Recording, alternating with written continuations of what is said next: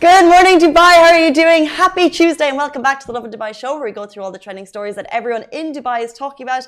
Today we are talking about name changes on the metro. Dubai Marina has a new metro station name. We're also talking about the making of footage of the Emirates stunt that has been revealed. It's going viral. And we'll also be talking about India to Dubai flights where children under the ages of 18 do not need to be vaccinated. And we'll also be telling you children under the age of what don't need a PCR test. And for those who dreamed of being yelled at by Gordon Ramsay, your opportunity is very, very close because Hell's Kitchen is hiring. Interesting. And also stay tuned. Later in the show, we'll be joined by Sean from My Parents Are Divorced of Insta fame to learn his comedy gold secrets. Before we jump in, a quick shout out to Lovin Extra, Lovin Dubai's exclusive membership service that you can sign up to right now. Get exclusive access to content, giveaways, offers, and of course the very cool Lovin Eco water bottle that's worth 130 dirham. How are we today? It's so good. How are you today? I'm feeling fly because it's Tuesday, but it feels like Wednesday because we're off on Thursday. And there is a job offer in the States that sounds very unique. Right? So, guys, if you've not... Okay, this does not really... Like, you guys can't apply for it unless you're an American citizen. Unless you are an American citizen and... between the age of 30 to 55, then this might apply to you where you can actually live in Mars on Earth for a year. Explain how Mars on Earth. So they're building the simulation. So it's going to be on Earth, there's going to be a warehouse where they completely transform it to make it look like the surface of Mars. And they're going to put all the realities that someone might face, like when they're living in Mars, like, you know, the weather conditions and maybe the this and that and that. So they're going to be having to live there for a year in simulation. Wow. To prepare them for the actual thing. So for when they go out to Mars and actually live there, they're going to be like, okay, somewhat prepared. This is crazy. Would you do it if you had a year, let's say, in your life to go? Now, of course, I do. I've heard about stuff like this before. When they create these simulations, they're not just looking for kind of the regular Joe soaps like us. In general, you do need, I think, specific degrees. In some cases, you need, like, let's say, for example, pilot licenses, and I think that's the case in this one. To go to what is the climate like there? Like to go to a landscape that's just so foreign in nature to ours for a year with, I think it's like a limited number of people. I think there's like only 3 or 4 people. Probably not great access to, you know, Instagram. Could I do it?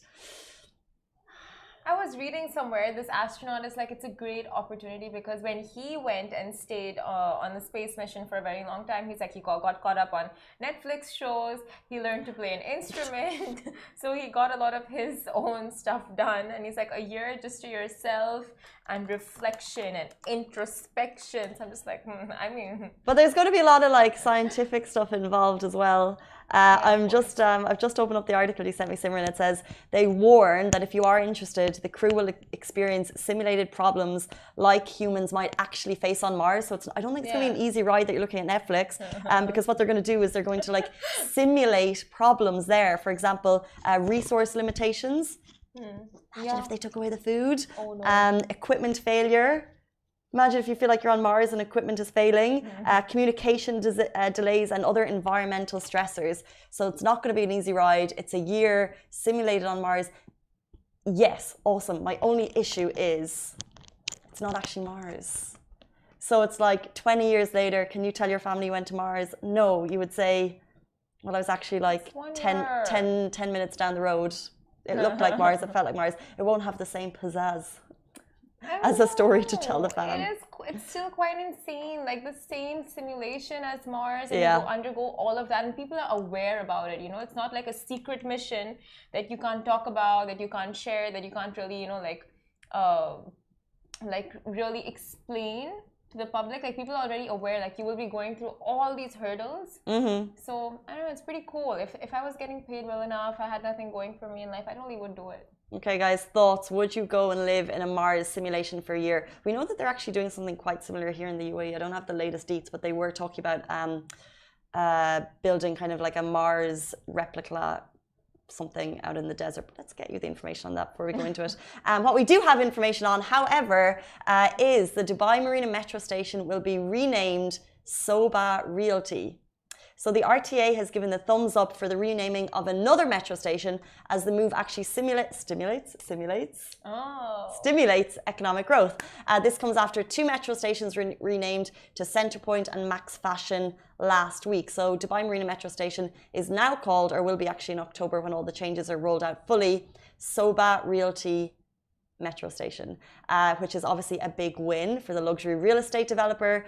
And RTA said on the matter, they said this is a big investment opportunity for Sobha Realty, as just a strategic location of this metro station will enable the brand to reach and engage with its customers directly at the station. They also said the Dubai Metro naming rights actually was an initiative passed back in 2009, and this actually stimulates economic growth. And of course, within the private sector, which plays a vital role in our economic growth as a whole. So that's obviously why they're so for it. And as we noted a couple of days ago, Al Rashidiyah and Al Jafaliya stations have already been named as Centrepoint and Max Fashion. And the latest one to be renamed is Sobha Realty. Like I said last week, I'd love to know the packages going on behind here, the deals being happened, like what can we do to get JLT renamed as Lovin Dubai, what needs to happen there. I don't know, I'm interested. But honestly, I love this, but I mean, I would think, like, because in literally every country, the norm is to name the stations after the area, right? So I would think it would be a better move to maybe be like JLT powered by Sobha, or Rashidiyah powered by Centrepoint, like, so it has both of them. Look, it's 100% really like that idea. Right. But what's so interesting is that we just said like in the norm in other cities, but like Dubai isn't other cities. Dubai isn't the norm. And we see Dubai progress and change and transform right before our eyes. I've moved here 7-8 years ago. You've lived here nearly your whole life. So just to watch the city transform, and when things change and happen, it's always about progress. It's always about moving forward. It's always about making the steps that are needed at the time for change. And I think this is one of those that it's not the norm. It's not what we see in other cities. But if Dubai is making it happen, we kind of stand behind that as it stands behind us as residents. Very true. With the comments on this, you can't deny, are pretty golden. Always so the comments, guys.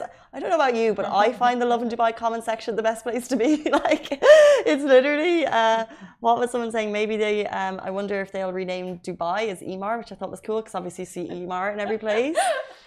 Someone saying really smart branding.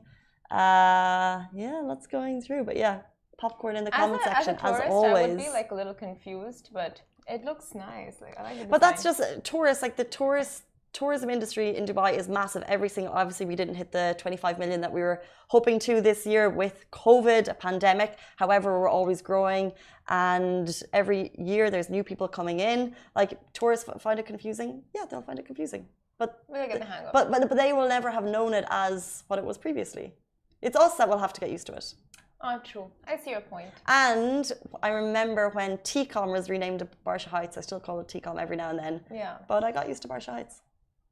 I see your point. Like, it takes time, like, for us to get used to, but like we keep saying tourists, but like you said, they don't know what it was before. Here's to know. Would love your thoughts on it, more importantly. But moving on to our next news update. Now, India to Dubai flights. Now, children under the ages of 18 do not need to be vaccinated to return. Now, Emirates Airlines have clarified that passengers under the age of 18 are exempt from the vaccination requirement when traveling to Dubai from India. Additionally, children below the ages of 12 will not need to undergo PCR rapid tests. Now, this update comes after the UAE just recently, which is on August 5th to be exact, lifted restrictions on passenger entry from 6 countries, including India, and other categories exempt from getting vaccines include healthcare workers, teachers, students, Expo 2020 workers, emergency medical cases, and humanitarian cases. This is amazing news because so many students are looking to return back to the UAE with school starting and universities starting and all educational institutions like welcoming students back in campuses. So, and in the UAE, at least children are eligible to get vaccinated, but in other countries they're not, and especially those who went to these countries before the travel ban. I'm sure the exemption, like the eligibility, wasn't allowed back then for them. So it's a really important, and I think it's really important to highlight it because obviously when we shared the news that residents could fly back in, and we mentioned that there were a lot of exemptions and categories and things, can be quite confusing. So to actually highlight the fact that kids unvaccinated can come back, residents of the UAE, so basically come back to school, come back to families, it's really important to highlight it just in case it was missed in kind of the big avalanche of news that we did share at the time. Yes, but this does not apply to tourists as of yet, those on visit visas. This only applies to residents, students, I mean those who are exempt, and students of course who are on student visas. Let's jump into our next story. The making of footage of the Emirates stunt has been revealed. You've seen the video. It went viral as soon as Emirates dropped it. So it was a video to promote the fact that the Dubai UK line was back up and running, one of the busiest international travel routes in the world. So of course Emirates was going to shout about it, but they actually shouted about it on the top of the Burj Khalifa.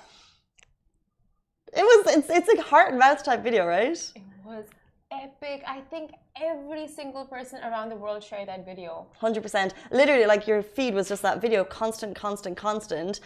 If you haven't seen it, it's an incredibly brave woman called Nicole Smith-Ludwig. She's on top of the Burj Khalifa, and she's doing that viral trend of like pulling the cards back. You know, we're excited to announce that the flights are back. And there was a question at the time. People were asking, was it real or was it fake? And we had a couple of reports in, Nicole was saying, yes, it's real. We got the green light. It was some incredible work waiting for the behind the scenes footage. And finally, Emirates dropped it yesterday. Now, Nicole is, by the way, a world traveler, skydiver, yoga instructor, hiker, adventurer. So although we're saying incredibly brave, she was obviously well used to this, but she praised all of the incredible safety that went in to make it happen. And of course, the Emirates team for pulling off such an incredible stunt. Yeah, you can just see it, but a lot of kind of behind the scenes work went into making this happen. Still though, you see her like going to stand, because she's at the very top.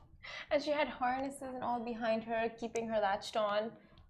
It looked very like dramatic, scary, like, literally on top of the Burj Khalifa. And what is it? She said, like, there's a couple of cool phrases in the making of that they shared. So first of all, it was like, hi, I'm on top of the world. And then there was another one that was like, you are the highest person in the world right now. They also said that it's one of the highest ads in the world that has ever been made. And it's interesting because usually when things are happening like this in Dubai, you kind of like, you'll see someone will share footage, right? Yeah. Of seeing it, but no one obviously saw this one happening because it was so high up. So I just wonder when it was made and how quick it was that they rolled it out. But in terms of ads, we've seen Tom Cruise Mission Impossible on the Burj Khalifa before. And we've seen His Highness Sheikh Hamdan, Crown Prince of Dubai. He has taken a selfie from the top. It hasn't been done that much, but as soon as it happened, I'm like, of course Emirates did this. Like, it just fits the branding, and it's such a peak moment for end of COVID, announcing the excitement of a really kind of popular travel route returning. Of course, so many people are making use of that route as soon as they possibly can. So Emirates are really excited to roll that out for you, and they announced it in literally the best possible way. But such quick thinking, right? Like way before it was announced, just having the plan ready and having it rolled out as soon as the news was out. Okay, the UAE is on the amber list, and that too, like, true. Like amber list. And what if the UK moved it to the green list like straight away, or maybe it's like a process? What's going to happen then? No, I was just like hard to top, guys. Hard to top. Oh yeah, the green list. I don't think are you gonna do anything for the green list? No, I'd say this is peak. I'd say. But she was saying that they had to climb the stairs from the inside and go up. I assumed it was like maybe a helicopter drop, like from the ropes and stuff. You just get like eased down. But no. Even thinking about it gives me some heart palpitations. Oh yeah, pretty high up there. But moving on to our next story, for those who dreamed of being yelled at by Gordon Ramsay, Hell's Kitchen in Dubai is hiring. So now here's one hell of an opportunity as claimed by James Thompson, the executive assistant manager of F&B at Caesar's Palace in Dubai. Now the word on the street is that Gordon Ramsay's Hell's Kitchen Dubai has taken to LinkedIn to announce that they're hiring, that they're on the scout for a head chef, specifically someone with a proven track record of leading successful restaurants, a minimum of 3 years of experience in a similar role, and etc. Now, you can see the job ad right next to us on Facebook and YouTube. So if you guys want to see that, you can jump on those platforms. But the British chef and restaurateur, who is Gordon Ramsay, of course, leads the way when it comes to celebrity chefs. So it's no surprise that the job vacancy ad was inundated with replies within seconds in Dubai. Now, Hell's Kitchen is located in the Grand Caesar's Palace Hotel on Blue Waters Island and has been in business since 2018. And applications for the hella popular restaurant closed on Sunday, August 8th. But if you still want to apply for the position, then you can, of course, give it a shot and send your portfolio to careers@caesarsdubai.ae. Now, coming to the reputation, like with Gordon Ramsay, I'm sure you guys are all very familiar with Julie Chan's face sandwich situation. Best gif ever. What are you? Idiot sandwich. But so Ramsay sure has given heat to the name Hell's Kitchen. So if you work well under pressure, then maybe 100%. This is the job for you. I love that gif. In terms of a showman in cooking, I genuinely think Gordon Ramsay is the best. Like he's the perfect mix of great for TV, toes the line in terms of definitely borderline offensive, borderline like. Is that okay? But that's really what you want, right? Yeah. And he's just he's great. And that gif is just like summarizes the whole thing. Are you an idiot? We can talk about Gordon Ramsay for like an hour straight. Like he has this really sweet moments, like Simon Cowell. Like they both have their sweet moments where they're so sweet, and you're just like. And then they play the emotional music, and you're really like, I'm doing what the TV wants me to, which is like I'm crying, and then it brings you up and down. It's great editing, and it's great done by them as well. And then there are those days when they're just like, Yeah. I love the shows when he goes into failing restaurants, and they're failing, and it's been 3 years of economic disaster, and they're right on the brink of having to, I guess, file for bankruptcy or something, and he looks around and he's like. There's like 10 million things that you could do to improve, and he goes through it with them. I love those shows. Oh, nice! I've never seen, but very interesting. Would you want to work for Gordon Ramsay if you were in the culinary business? My mom was a chef, and she watches this show. My mom was a chef, and she had her own restaurants, and I know how insanely stressful cooking can be. And I also actually worked in a kitchen under someone who had worked for Gordon Ramsay before, and they are so detailed and so precise and so high energy during those few hours in the kitchen every evening. Not for me. No, thank you. Yeah, Matt, who used to like be a part of Lovin Dubai. Mm-hmm. Yeah, he was telling me like when he used to work as a chef, it was the stress really got to him. He was like, not for me. No, the pressure was This immense. is the thing, pressure in kitchens, and it comes to the head chef down, like they're famously abrupt and passionate, and there can be very stressful moments. So hats off to anyone who is capable, because there's some great stories that come out of kitchens, and people are it's a passion. It's a passion project. For sure, yeah. For sure. But if you want to apply, Simran has given you all the details. We also have them on Lovin Dubai if you know someone who is ready for that role. Stay tuned, guys. You might have seen our guest floating around your social media feeds, bringing joy and laughter to all of his followers with relatable video content and brilliant impersonations. Please stay tuned for Sean from My Parents Are Divorced Instagram fame. He's going to be with us very shortly.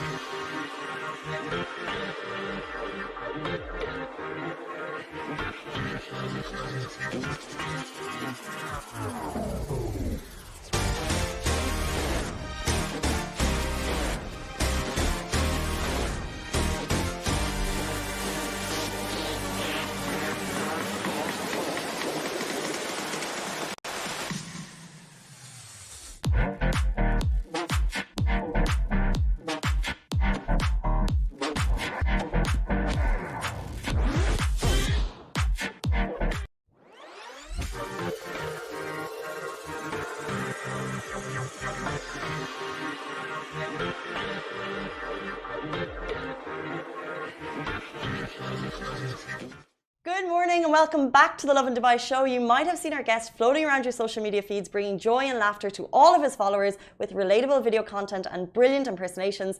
Please welcome Sean from My Parents Are Divorced. How are you doing? I'm good. I didn't know what to do. I got shy. I like this. Hey guys, how are you? Welcome. How's your morning? It's good. It's good. I'm excited to be here. I got to watch the show in the other room, so I got to see all the stuff. I'm excited for the fight on Friday. That's this Friday. The fight this Friday. That happened. Yeah, that happened. Yeah, we I have just that saw rerun. the shoe being thrown. It reminded me of the George Bush video in like 2007. You know, the older one, the guy threw the shoe at him. No. In the old press conference. Someone threw a shoe at George Bush. Yeah. Amazing. Yeah, in Iraq. So shout out to that guy. It's really funny. So when I saw him throw the shoe, I was like, it gave me flashbacks, and I was like, there's going to be war.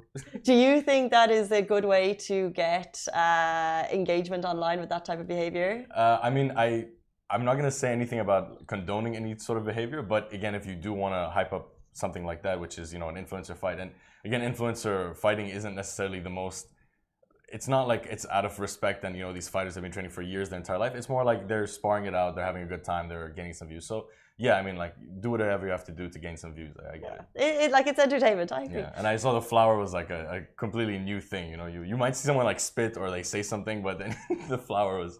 That was interesting. Exactly. And if anyone's going to get stuff to go viral, it's those guys. And they did. Yeah, they did. Got a lot of views. Hats off. Hats off. Let's do a quick recap. Tell people a little bit about yourself, about your pages, and what you're doing on social media. So I started off on Instagram. I don't know how, like 2 years ago, but I never took it serious. Even now, I just post kind of inconsistently. And I like doing accents and impersonations. I don't mean it to be offensive, although sometimes things can come across as offensive. But mainly, I just try to focus on comedy. I just want to make people laugh. I had the happiest joys making my mom laugh growing up, and I just kind of want to project that onto other people. I think, and I would say some of my humor is quite stupid, but I like stupid humor because it applies to everyone. Whether you're smart or you're stupid, everyone's gonna laugh at something, right? So I like to do that. So TikTok, Instagram, YouTube, the classics. Yeah. I recently got into podcasting. I invested in some mics and a little setup for my house. To kind of gauge the other side of me, which I like to talk about some serious things. I'm super into like meditation, alternative healing, kind of just getting to know the other side of me. So it's a weird balance. I have, you know, this page that's purely about comedy. I don't do anything political. I don't do anything serious. It's just purely about, you know, acting and just creating these like little characters with their own stories in the nutshell. Yeah. And then the podcast is more about something that hopefully someone can relate to. Growing up, all of us have had our own little trials and tribulations, and then I hope someone can resonate with my story. And then, even if it's one person out of 100, that's still one person's life you at least impacted a bit. So that's kind of me. My name is My Parents Are Divorced on the platform for obvious reasons. Because, and that's the number one question I always get. They go like, "Are your parents really divorced?" And I'm like, "Well, who's gonna make that up?" Yeah. So that's kind of me.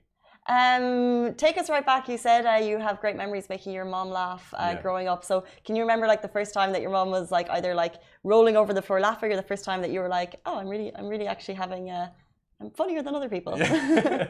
So it's more my mom's a super hardworking woman. I mean, I don't remember the time she wasn't working 2 to 3 jobs. She raised me and my sister alone. So she really put in like a lot of effort. And I remember just one day her coming home, and I remember watching this show. It was called Mind Your Language, and it's a really old show, and it's an amazing show. And I remember just impersonating like every character that was there, and she used to love that show. And she thought it was on for a second, so I remember she was in the kitchen. She turned around, and then she's just like, "Did you just do that?" And I was like, "Yeah, I was." I don't even remember how old I was, and I just remember her like kind of like chuckling. And then like the second I saw her like de-stress for a second, like her shoulders kind of dropped for a minute. That for me was just like the moment where I knew that I felt connected to something. Wow. And then, fast forward like a decade and a half later, I started stand up, and I remember being on stage for the first time, and I was really nervous. I got heckled, and it was like such a like traumatizing experience, but it was really fun because I got to push myself into a different territory that I've never been in, and I've always wanted to do stand up. And being on stage, like talking to people, and then visually seeing people's like, I don't want to say pain go away for a bit, but you can see them not think about anything but the joke you just said, right? And then watching them kind of, their face lights up, and you see them visually forget about whatever, and they're focusing with you. It's a beautiful feeling. And I remember at that moment I felt super connected, and I was like, okay, this is what I want to be doing. Although I'm not doing it right now. I do want to do that. Was it hard to get back on the stage a second time if you were heckled the first time? Yes, it was super hard. Luckily, so how it worked out is that I messaged someone, a guy, his name is Comedy Boss. He's like, he does stand up here. I think he. And was this in Dubai, by the way? Yes. So again, Dubai doesn't have a massive stand up community, but it's really been growing thanks to these guys that have been doing shows regularly. And I remember messaging him saying I'm a big fan, and like wondering if I can come to the show to meet him. And then he said, apply for this link. This show is 2 weeks later, but then come through on the week before. So in my head, I was coming to just meet him, shake his hand, get to know the feel of the game, and just understand it. But it turns out I was performing that night. So I had no idea, because I'm a bit stupid. I didn't pay attention to the words.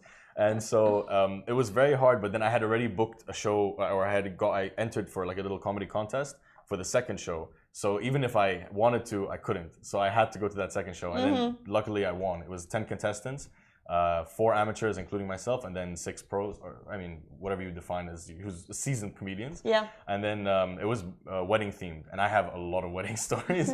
So that's how I kind of got into it. But then I took a pause. At the time I was in university, and I was working part-time as well, so I didn't have any time. But then now that I have a little bit more time to focus on comedy, I'm starting to jump into that. You already kind of touched on why your page is called My Parents Divorced. And people ask you, so what, obviously you've said that your parents are divorced, but what was really the thought process about using that name? Because it can be quite emotional for some people. Yeah. I mean, that's the whole point. I mean, you take something, that's for me, that's comedy in its nutshell, right? You take something that's controversial or painful or sensitive for someone, and then you desensitize it by the best feeling on earth, which is laughter, right?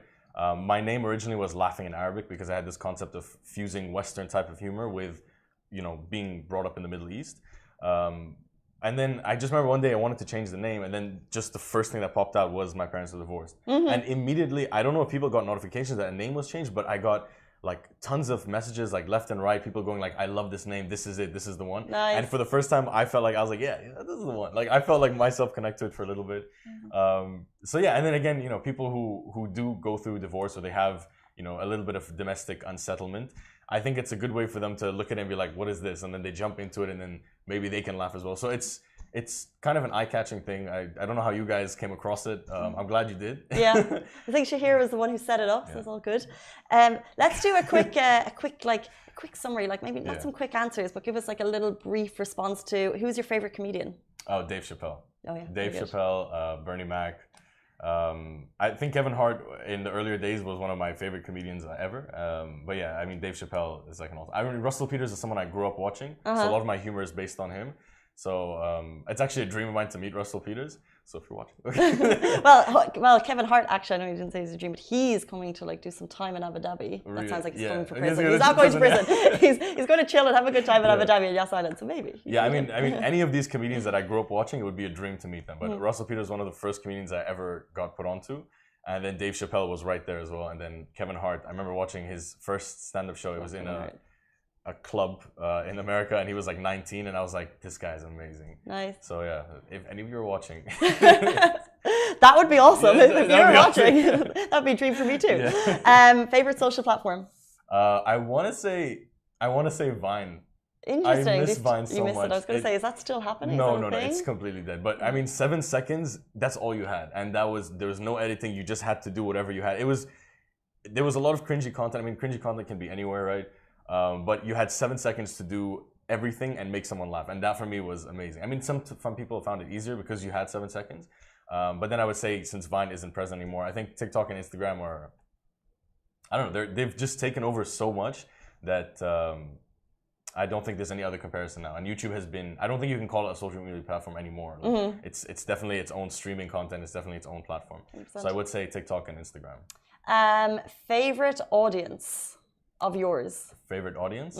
Like, where are they most engaged? Instagram? Oh, Instagram for sure. Okay. Instagram, like 100%. Like when I went to when I eventually started building up shows and I posted on my Instagram, like, come through to this show, I was like amazed because I think like 56% of my following is in UAE and then 43% is in Dubai.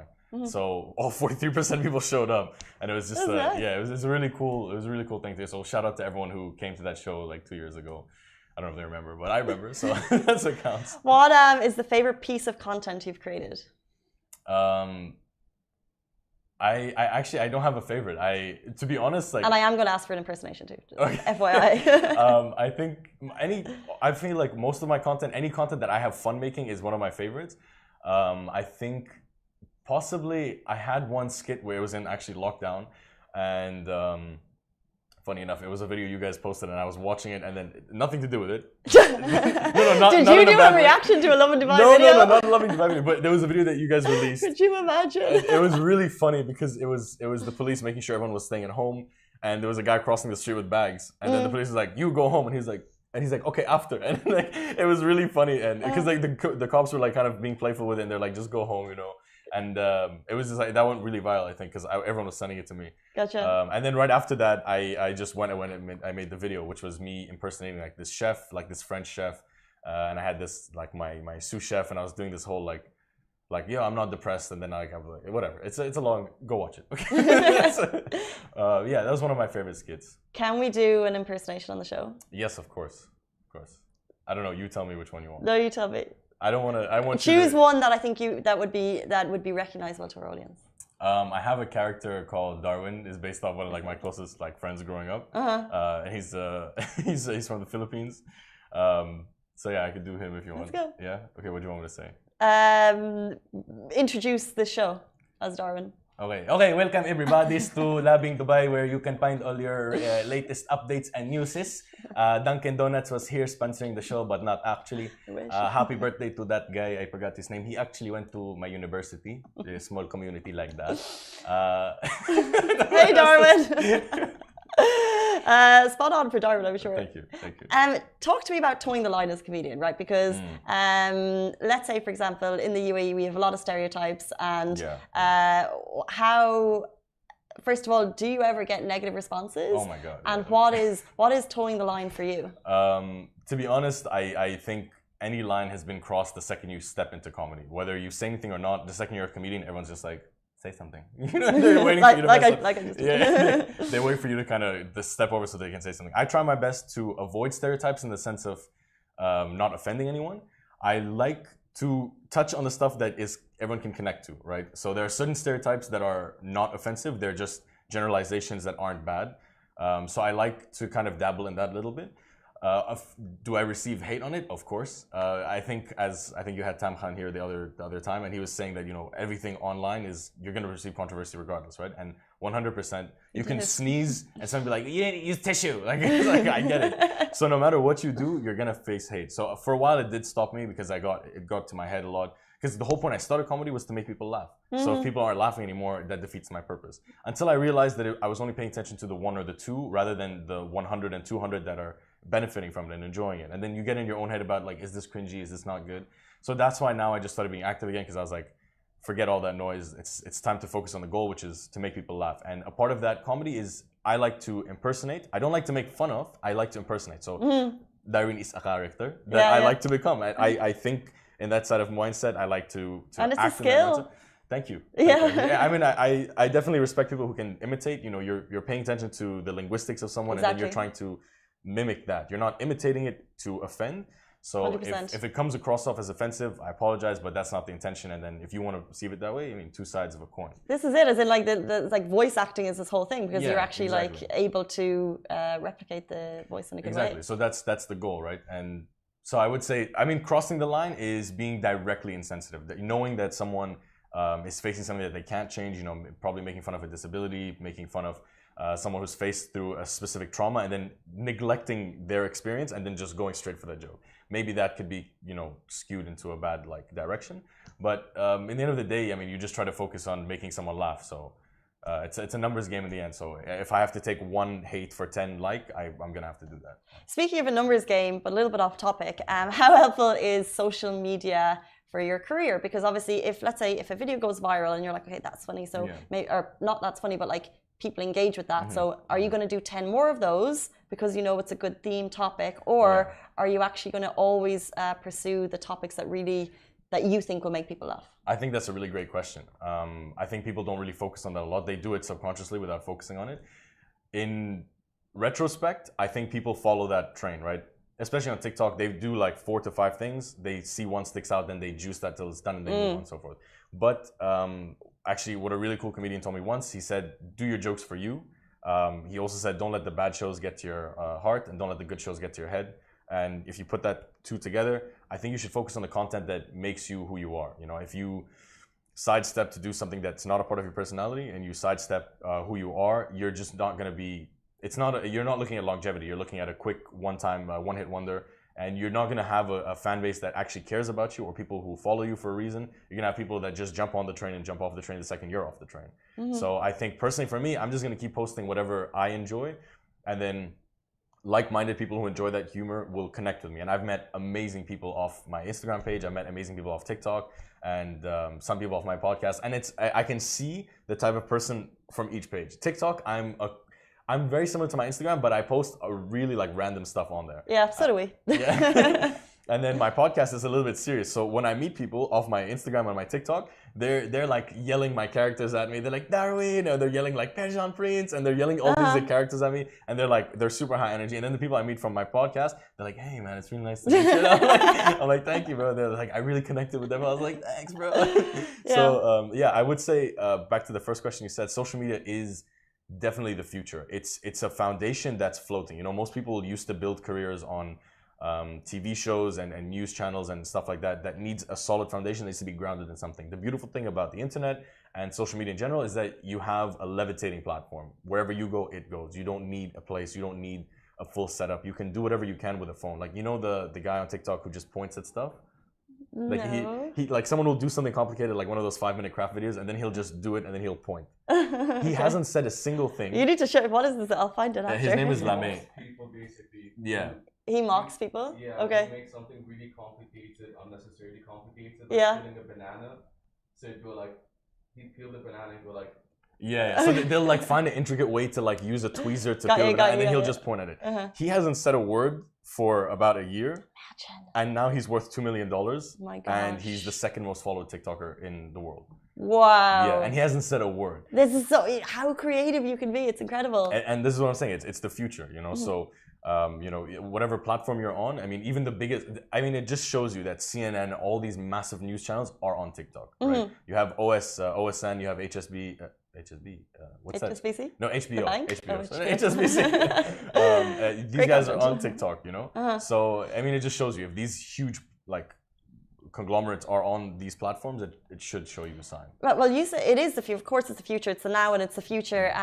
We've had some cool local comedians on the show before. We've had our Zoo Comedy and Ali Al Saeed. Okay, yeah. But just personally, I imagine as a comedian, starting out whatever level you're on, putting your content out there can be scary, especially from the word go. Do you have any tips for anyone kind of interested in a career in comedy but is too nervous to take that first step? If you're nervous, that's okay. That's perfect. I mean, everyone should be nervous. I mean, I still get nervous. I still haven't done a show because it's nerve-wracking, but I will get back onto it. I will continue posting. So if you are nervous, you just have to push yourself to that point where you force yourself. Find someone that can be accountable and then make them push you, because then you'll feel like you owe them one. On the second stage, if you feel like comedy is not for you, try it, and if you still feel like it's not for you, then it's not for you, because you have to have the heart to weather the hate. You have to weather the dislike. You have to weather the heckles on the first show, where and you have to also feel like, screw you hecklers. It's mean. No, honestly, it's fine, because the next show she came to the same show at the same venue. You know who it was? I remember her face like clear as day. Wow, interesting. And she actually pulled up to a show. So I did 11 shows in total. She came to the 8th show. And I had a response to her that I'm pretty sure I can't say here. Can you somehow say it? No, I think for you, I mean, I don't mind saying it, but it's you guys. You guys are probably be like, we can't have him back on again. We're a family show. You're a family show. We can imagine what you're imagining. I mean, I can tell you off camera later. But I said it back to her. I said my comeback to her. And that made me like go. I was like, you know what? I can do shows forever now. Amazing. If I came back to what she said to me, like I can come back. And so that push forward is amazing. So the nervous feeling is good. It means you care. But if you're gonna worry, like, should I say anything? Is this gonna be offensive? No. Like, just push. Just keep doing it. Don't be, insensitive, and don't be rude, and don't be racist. That's the number one thing. People go like, you're racist. I'm like, you have it all messed up. You need to look at the real definitions, believe it yourself, and then move on. Just as cliche as it sounds, cliche as it sounds, you have to believe in yourself. As many people that believe in you or don't believe in you, I keep looking at you, tell me not to look there. As many people that don't believe in you, you need to find that one, which is you, because if someone believes in you, they can tell you, I believe in you, you're doing great, but it's still you. You have to push yourself, you have to wake up, you have to film, you have to edit. So if it's just you, you're a one-man army, a one-woman army, go for it. You'll be perfect. Strong advice, thick skin, and believe in yourself. I think we're all trying to believe in ourselves every single day. A little bit more. Guys, if you want to find Sean, how can they find you? On Instagram. Where do you live? No. Oh yeah, it's down the road, take a left.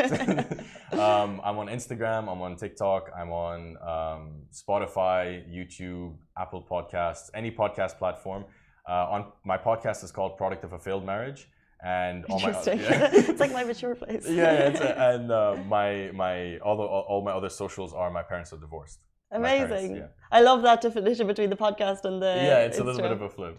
Awesome. Thank you so much. That was amazing. Thank you so much for having me. We'll be following your journey as you go, and let us know when the next show is. We'd love to come. Thank you. Guys, that is it for us on the Lovin Dubai show. We're back with you every single weekday morning, same time, same place. And it's only one more day until the long weekend. Bye. Awesome. Thank you.